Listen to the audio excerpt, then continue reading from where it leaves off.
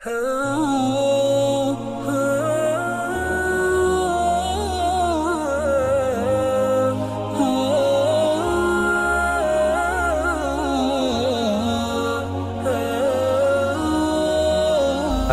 علیکم دوستوں، برمودا تکون کے بارے میں تو آپ نے سنا ہی ہوگا اور بہت اچھے طریقے سے جانتے بھی ہوں گے، لیکن آج ہم بات کریں گے جاپان میں واقع ڈریگن تکون کی۔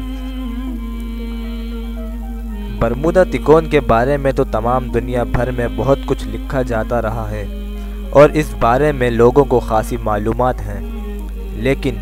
برمودا تکون کی طرح پراسرار اور حادثات کے مرکز جاپان کا ڈریگن تکون یا شیطانی سمندر کے بارے میں لوگوں کو بہت کم معلومات ہیں۔ جاپان کے لوگوں کو اس کے بارے میں اچھی طرح علم ہے اور جاپانی حکومت نے سرکاری اعلان کے ذریعے لوگوں کو اس علاقے سے دور رہنے کا حکم جاری کر رکھا ہے، لیکن جاپان سے باہر کی دنیا اس بارے میں کم ہی جانتی ہے۔ حالانکہ برمودا تکون کی طرح یہاں بھی جہازوں، آبدوزوں اور طیاروں کے غائب ہونے کے واقعات